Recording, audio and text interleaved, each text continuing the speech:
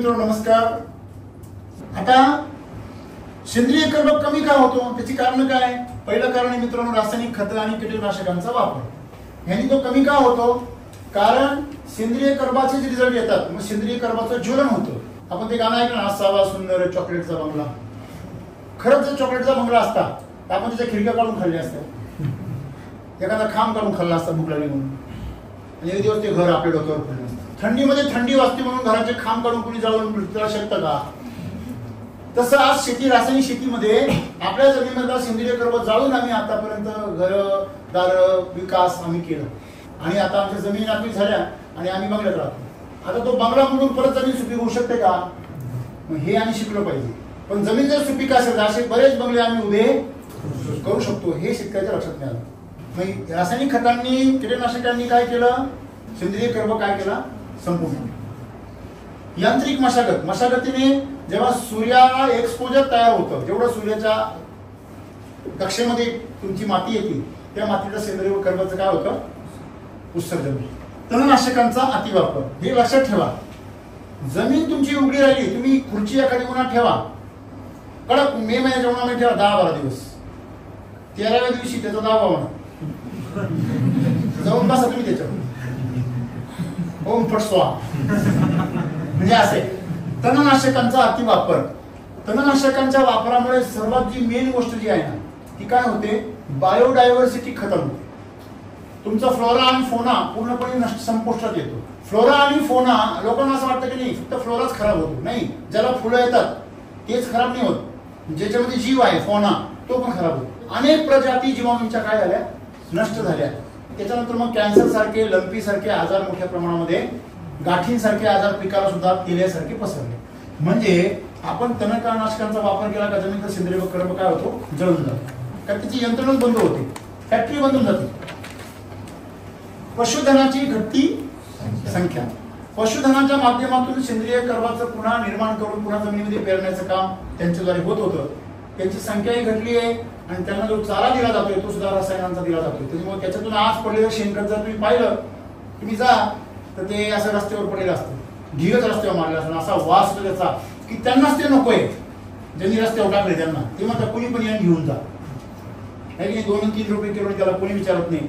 आणि आपला शेतकरी जो गोअमृत बनवतो एससीटी वैदिकच्या चाऱ्यावरती, मिल्क चार्जरवरती, हिंगोलीचे जे CID ऑफिसर आहेत ते 13 रुपये किलोने विकतात। नमस्कार, जय सिटी वैदिक, मी मयूर दिनेश घुगे, राहणार हिंगोली, तालुका जिल्हा हिंगोली। गेल्या 1 वर्षापासून आम्ही आमच्या गायीसाठी मिल्क चार्जर वापरत आहोत। तर आमच्या गायीचे जे शेण पडते खाली ते आम्ही उकंड्यावर न टाकता एक शेणाचा वेगळा ढीग करतो आणि 60 ते 70 दिवसात शेणाचं एका मातीसारखं रूपांतर होते आणि याला आम्ही गोअमृत म्हणून ओळखतो, गोअमृत म्हणून शेतकऱ्यांना विकतो। सर याचा रेट काय सर?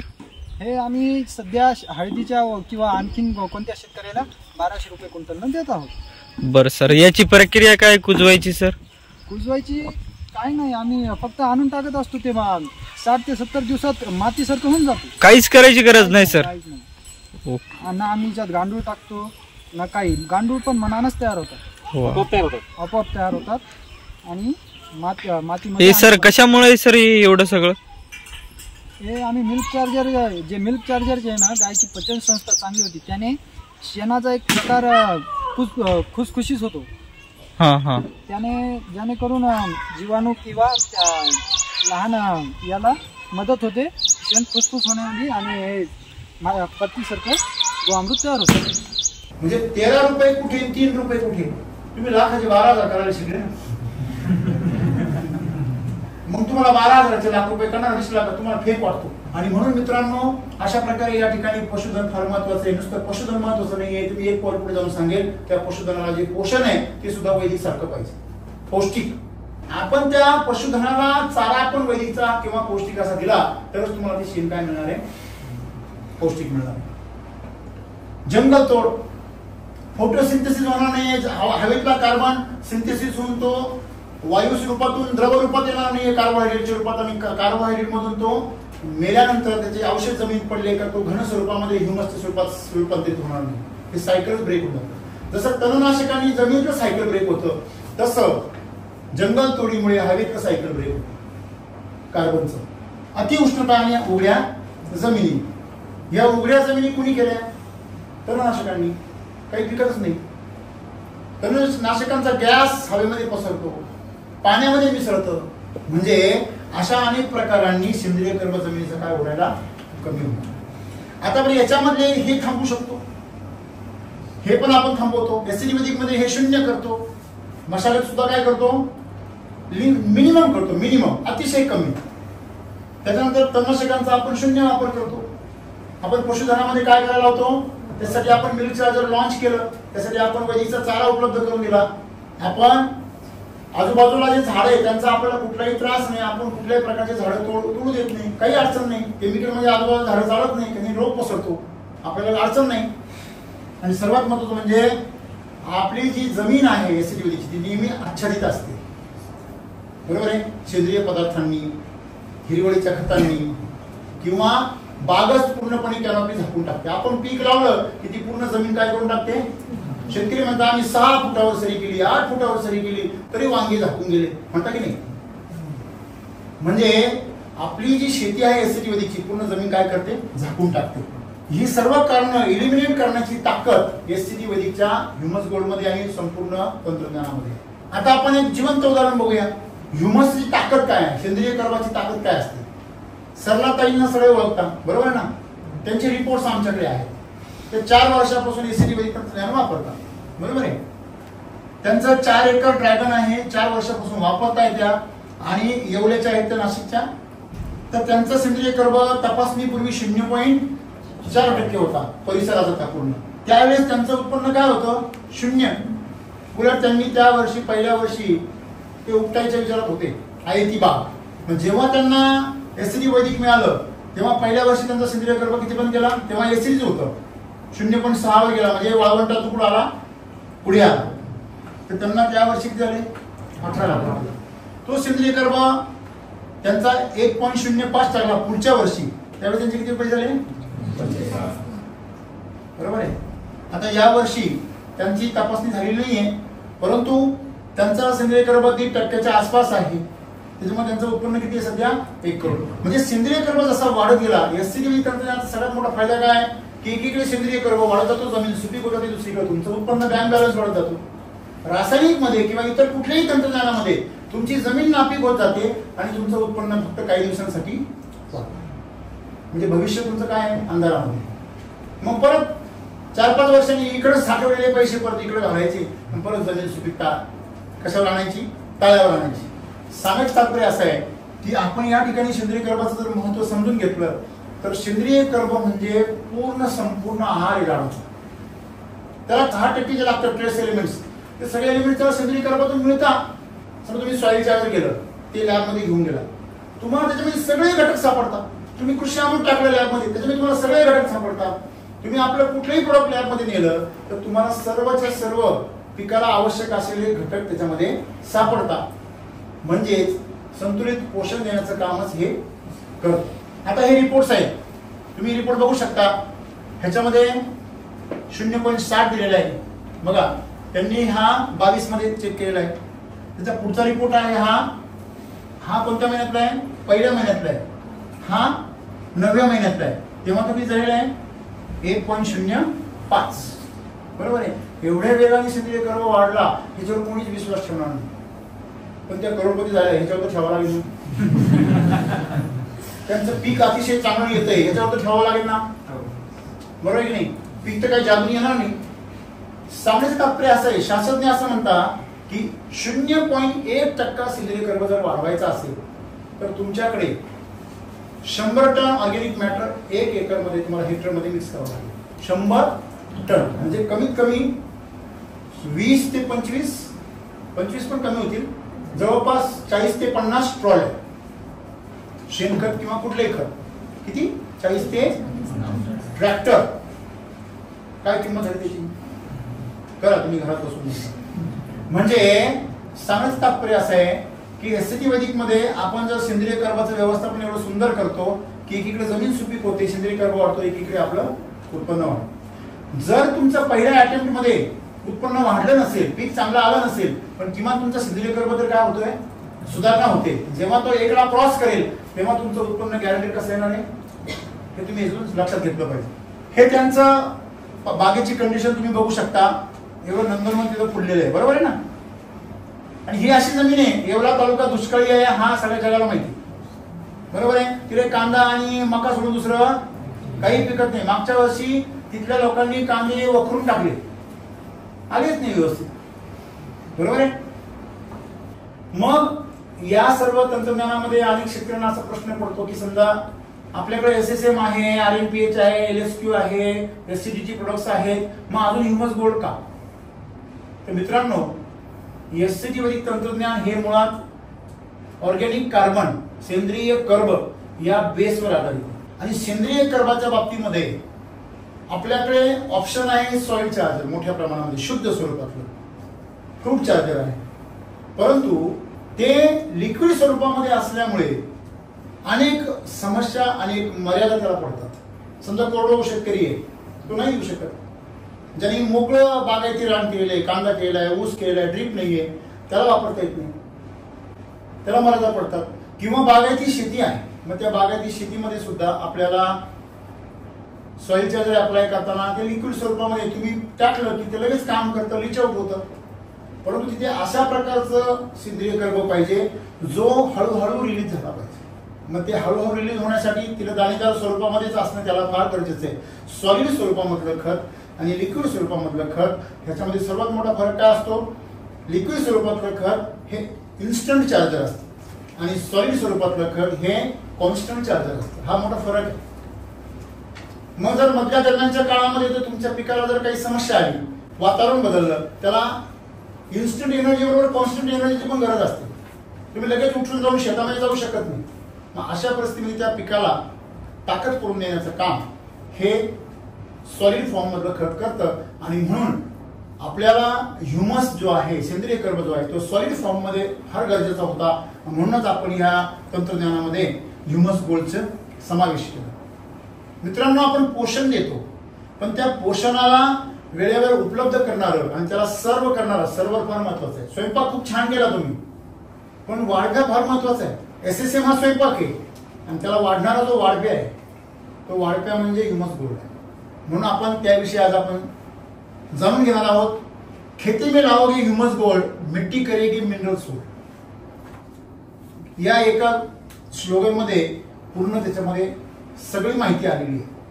तुम्ही जर ह्युमस गोल्डचा वापर केला तर तुमची जी माती आहे ती मिनरल्सला काय करून ठेवेल? होल्ड करून ठेवेल. मित्रांनो, तुम्ही जर भाज्या, हिरव्या भाज्या खाल्ल्या, तुम्ही ताजी फळं खाल्ली तर तुम्हाला पाणी पिण्याची काहीच गरज नाही. म्हणजे माणसाच्या आहाराची फार गरज आहे. आहार जर तुमचा परिपूर्ण असेल तुम्हाला पाणी पिण्याची पण गरज नाही. तसं जमिनीमध्ये भरपूर प्रमाणामध्ये जर ह्युमस असेल तर तुम्हाला पाणी भरण्याची पण काही गरज नाही. जसं जंगलात घराला कोणीच पाणी भरत नाही. आणि आज सगळ्यात जास्त जर मोठा दुश्मन जर कोण म्हणत असेल शेतकऱ्यांचा तर ते पाणी बनलेलं आहे. मग ते पावसाचं का असेना, किंवा ते तुमचं नदी नाल्याचं का असेना, किंवा तुमच्या विहिरीचं किंवा तळ्यातलं का असेल, त्याच्यामध्ये पाठीमागं पूर्ण रेसिड्यू शिल्लक राहतो. आपण हे बघतोय दर उन्हाळ्यामध्ये. नदी नाले, तुमचे तलाव, तुमचे शेततळे, ह्या सर्वांना शेत, ह्याच्यामध्ये जिथे जिथं पाणी साठलेलं आहे तिथे तिथे तुम्हाला डाग बघायला मिळतात, पांढरे पांढरे चट्टे बघायला मिळतात, क्षारांचे थर बघायला मिळतात. गोदावरी नदीला उन्हाळ्यामध्ये चुना लावल्यासारखं, जसं काय शेतकऱ्यांनी चुनाच लावून दिलाय, चुना लावतो ना आपण, तर खऱ्या अर्थाने नदीला चुना लावला लोकांनी. म्हणजे एवढ्या मोठ्या प्रमाणामध्ये वॉटर सोल्युबल वापरलं की त्याचा थर साचला आणि आता त्याच्यावर पानफुटी वनस्पती जमा झाली पावसाळ्यामध्ये. अशा प्रकारे जमा झाली की अख्खी नदी प्रदूषित झाली. नदीच नाही, शिल्लकच नाही बघायला नदी. त्याच्यावरती पेपरमध्ये पाहिली तक्रारी छापून आल्या शेतकऱ्यांच्या. सांगायचं तात्पर्य असं आहे की केमिकलचे दुष्परिणाम हे तुम्हाला वारंवार हा निसर्ग पुढे पुढे जाणून देणार. तर ते दुष्परिणाम टाळायचे म्हणून आपल्याला ह्युमस गोल्डची गरज आहे. वैदिक SSM असताना ह्युमस गोल्ड का, हा एक कॉमन प्रश्न तुम्हाला तुमच्या मनामध्ये येईल की SCD वैदिक मध्ये तुम्ही ऑलरेडी तर सगळंच ह्युमस आहे म्हणता, मग आणखी स्पेशल ह्युमस गोल्ड का?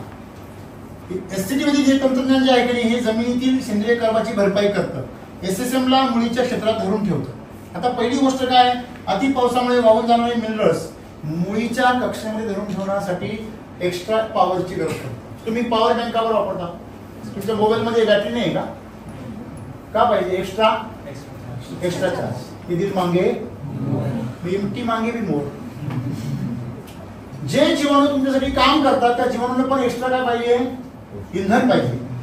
जी झाड तुमचं काम करतं, एक्स्ट्रा करतं, एसिडी वैदिक मध्ये इतर तंत्रज्ञानाच्या तुलनेमध्ये एक्स्ट्रा काम करतं, त्याला एनर्जी पण कशी पाहिजे, एक्स्ट्रा पाहिजे.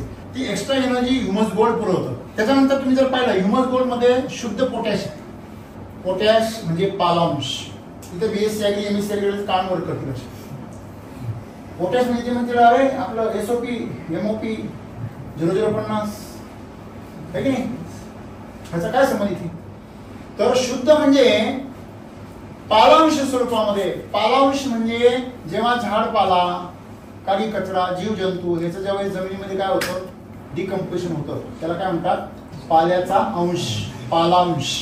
हा जो पालांश आहे, हा पालांश त्याच्यामध्ये उपलब्ध आहे नैसर्गिक स्वरूपामध्ये. ओके, तुम्ही जर जंगलात गेलात तर जंगलात गेल्यानंतर वरचं गवत आणि पालापाचोळा बाजूला करा, खाली तुम्हाला असं चॉकलेटी रंगाचं मस्तपैकी असा एक थर सापडेल. त्याच्यामध्ये तुम्हाला मायक्रोरायझर सापडेल, सुगंध येईल, असं जमीन भुसभुशीत असेल, तिथली जमीन पण एकदम अशी नरम असेल लोण्यासारखी. का बरं, तोच पालांश. दुर्मिळ जडीबुटी आहेत त्याच्यामध्ये आणि त्यातून पिकायला लागणारे सर्व प्रकारचे न्यूट्रिएंट्स नॅचरल स्वरूपामध्ये काय होता, उपलब्ध. लक्षामध्ये इमर्जन्सी सप्लिमेंट ज्याला आपण म्हणतो ते काम त्यावेळेस ते करतं. बीजांकुरण वेगाने होते, अंकुर जोरदार निघतात. जर ते मुळीच्या क्षेत्रामध्ये जर असेल तर बीजांकुरणाला काय करतं, सपोर्ट करतं. कारण तिथे असलेले जे जीव आहे त्या सर्व जीवांना ते काय पुरवतं, अन्न पुरवतं आणि ऊर्जा पुरवतं. सीएन रेषेतील कार्बन वाढवून वाढीव नायट्रोजनला संतुलित करतं. हे फार महत्वाचं आहे. नायट्रोजन फार वेगाने उपलब्ध होतो, मग नायट्रोजन सिंथेसिस फार वेगाने होतं पिकामध्ये, मग त्याच्यामुळे रस तयार होतो, त्याच्यामुळे सगळे प्रॉब्लेम, लुसलुशीतपणा येतो, रोग येतो, किडी येतात, फुलगळ होते, अनेक समस्या, विल्टिंग येतं. हा लक्षामध्ये. एकदम टेम्परेचर कमी जास्त झालं, लुसलुशीत असलेला शेंडा करपून जातो. अतिरिक्त ह्युमस आरोग्यवर्धक पोषण जीवाणूंसोबत मुळांना सक्रिय करून आपटे काय करतं, फास्ट. जर तुमच्याकडे जर अतिरिक्त जर पैसा असेल तर तुम्ही सजावट करता, थोडीशी मजबूती आणता, थोडं संरक्षण करता, कंपाऊंड बांधता, करता ना. भीतीला पैसे नसतील तर मातीकडे फक्त शोषण म्हणून न बघता मातीकडे पोषण म्हणून बघितलं, ती नुसती देणारी नाहीये, तर आपण दिलं पण. मातीमध्ये ह्युमसचे प्रमाण वेगाने वाढल्यामुळे मातीला सुपीक व सजीव होण्यास, बघा फार महत्वाचे आहे, सुपीक तर होते पण सजीव पण होणं फार गरजेचं आहे. एक्स्ट्रा जर असेल तर जीवाणू काय होतील, मोठ्या प्रमाणात वाढ. असतील शीते तर भूतांना जमवायचं असेल तर शीत पाहिजे, म्हणून ही मजबूत. पोषणातून कीड रोगाला प्रतिबंध करणारे जगातील पहिले तंत्रज्ञान. तुम्ही सेंद्रिय कर्म जेवढा वाढवला, जेवढा टिकवाल, तेवढं ते झाड काय राहतं, स्वतःमध्ये अन्ननिर्मिती वेगाने करतं. पाणी, तापमान, विषाणू, किडी, रोग यांसारख्या जैविक व अजैविक ताणापासून पिकाला काय ठेवतं, मुक्त ठेवतं. किती सोपं आहे. तुम्ही ज्यावेळेस याचा एक्स्ट्रा वापर करता तेव्हा झाडाजवळ एक्स्ट्राची एनर्जी असते, एक्स्ट्राचं इंधन असतं, एक्स्ट्राचं आहार असतो. मग आणीबाणीच्या काळामध्ये त्याचा काय करतं, वापर करतं. तुमच्याकडे जर फिक्स डिपॉझिट असेल, बँक बॅलन्स असेल, तर तुमच्यावर संकट आलं तुम्ही त्याचा काय करता, आणि रिलॅक्स त्या संकटातून काय करता, पार निघून जाता. सेम ह्युमस गोल्ड तुमच्या पिकांना मदत करतं. Extreme radiation, high temperature, water deficit म्हणजे पाण्याची कमतरता, सॉइल सलाइनिटी, तुमची जमीन जर क्षारपड झाली, न्यूट्रिएंट डिफिशियन्सी, जर न्यूट्रिएंट्स कमी पडले, कोल्ड स्ट्रेस, थंडीचा फटका बसला, इन्सेक्ट्स, पॅथोजन्स म्हणजे रोगजंतू, किडी, एअर पोल्युशन, हवा दूषित झाली, आणि विंड. बघा काही भागामध्ये साखर कारखाने असतात, पुन्हा हवा दूषित होते धुरामुळे, अख्खं काळं काळं पडतं. वापरा ना तुम्ही ते ऍसिडिक वापरा, ह्युमस गोल्ड वापरा, एसएसएम बरोबर मस्त. अशा सर्व परिस्थितीमध्ये आपल्याला पिकाला काय मिळतं, संरक्षण. पिकांना तात्काळ ऊर्जा पुरवून मित्र जीवाणूंची संख्या वाढून चयापचय क्रियेत काय होते, वाढ होते. अहो खायला पाहिजे हो, बस खायला असलं ना तर बिनबोभाट जीवाणू काम करतात. खायला नसेल ते एकमेकाला मारतात, म्युटेशन होतं, पॅथोजन्स तयार होतात त्यांच्यामध्ये. बघा हा एक छोटासा व्हिडिओ तुमच्या लक्षात येईल, पीएससीच्या सौजन्याने आपण तो बघतोय. बघा पिकाला थेट जमिनीतील मूळद्रव्य घेणे अवघड असते, परंतु हे काय, ही पांढरी मुळी आहे, सूक्ष्मदर्शकाखाली बघतोय आपण. तुम्हाला हे काय झाडपांचं झाडाचं बोर्ड आहे, तर ही पांढरी मुळी आहे, तिच्या भोवती हे जे सूक्ष्म दिसतात तुम्हाला असे पॉइंट, हे बिंदू, हे सगळे काय आहे, जीवाणू, रायझोबॅक्टेरियम. म्हणजे मुलीच्या क्षेत्रामध्ये मिनरल्स उपलब्ध करून देणारे जे काही जीवाणू असतात, म्हणजे सर्व प्रकारचे जीवाणू असतात, त्या सगळ्यांना रायझोबॅक्टेरियम असं. रायझोबॅक्टेरिया या प्रक्रियेत तरबेज असतात. बघा, विशेष PO4, NO3, PO4K प्लस असे वेगवेगळ्या प्रकारचे मिनरल्स ते काय करतात, चिलेशन. फॉस्फरस उपलब्ध करून देणे असेल तो जमिनीसाठी अत्यंत महत्वाचा आहे. याच सोबत हे जीवाणू इतरही महत्वाची कामे करतात, ते अत्यंत महत्वाचे आहे. हे जीवाणू मुळांभोवती संरक्षण कवच निर्माण करतात. मायकोलायझा बुरशी मुळांसोबत जिवंत नाते जोडून ऍब्सॉर्प्शन आणि ट्रान्सपोर्टेशनची सुंदर सिस्टीम विकसित करतात. हे निरोगी पिकाच्या वाढीसाठी अत्यंत आवश्यक आहे. बुरशा आणि जीवाणू अशा जमिनीतून मूलद्रव्य उपलब्ध करून देतात जिथे मुळे पोहोचू शकत नाही. त्या बदल्यात झाड त्यांना जगण्यासाठी शुगरचा पुरवठा करतात. सिम्बायोसिस, याला सिम्बायोसिस असं म्हणतात. हे समन्वय निसर्गाचा पण चालू आहे, अविरत असं चालू आहे. मायक्रोरायझा असेल किंवा रायझोबॅक्टेरियम असतील, हे जमिनीमध्ये सतत काम करतात. जर जमिनीमध्ये तुम्हाला जर ह्युमस असेल तर ते काय करतील, झाड काय करेल, फोटोसिंथेसिस करेल. झाडाने फोटोसिंथेसिस केलं तर त्यांना काय मिळेल, शुगर मिळेल. आणि यांना जर शुगर मिळाली तर हे त्याला काय मिळून देतील, मिनरल देतील. हे अशा प्रकारे चेन आहे. आणि ही सगळी चेन चालण्यासाठी जे इंधन आहे ते ऑर्गॅनिक कार्बन आहे. ते म्हणजे काय आहे, सेंद्रिय. प्रतिकूल वातावरणामध्ये पिकास काय देते, बळ देतं.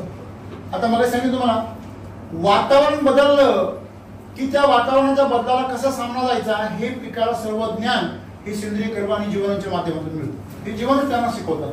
विविध प्रकारचे हार्मोन्स, विविध प्रकारचे संजीवक झाडामध्ये तयार करून त्याचं काय करतात, त्या ठिकाणी संतुलन करतात. मित्रांनो, क्लायमेट चेंज, वातावरणातील बदल हे पिकाच्या निकोप आणि उत्पादनीय वाढीसाठी गरजेचं आहे. तुम्हाला जर झाडांपासून जर भरपूर उत्पन्न पाहिजे असेल तर भरपूर वेळा वातावरण बदललं पाहिजे. पण जर तुमचं वातावरण बदललंच नाही तर तुमच्या उत्पन्नामध्ये घट होणार, लक्षात ठेवा. आज आमची व्याख्या अशी झाली की वातावरण बिघडलं की उत्पन्न कमी येतं. हे कशामुळे झालं, रासायनिक शेती. आम्ही जुगाडी शेती करतो, आम्ही चुकीच्या पद्धतीने उलटी शेती करतो. म्हणजे तुम्ही उलटी शेती करता तर तुमचे नियम पण सगळे कसे तयार होणार, उलटेच.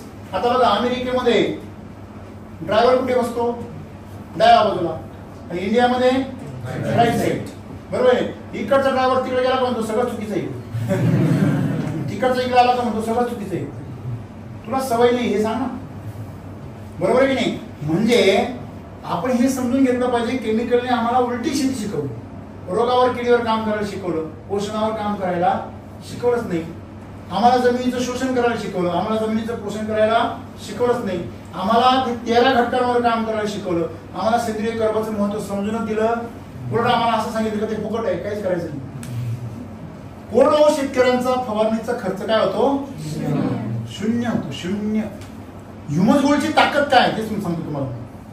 दुष्काळ व अतिवृष्टी या परिस्थितीमध्ये पिकांना संरक्षण देण्याचं काम करतो. जास्त पाऊस झाला तरी पीक सडत नाही, आणि पाऊसच नाही झाला म्हणून पीक मरत नाही. तुम्हाला काहीतरी उत्पन्न देऊनच जाणार. लोकांना काहीच नाही दिलं, तुम्हाला काहीतरी देणार, किमान भक्कम चारा देऊन जाणार. एवढी ताकद आहे ह्युमस गोल्ड.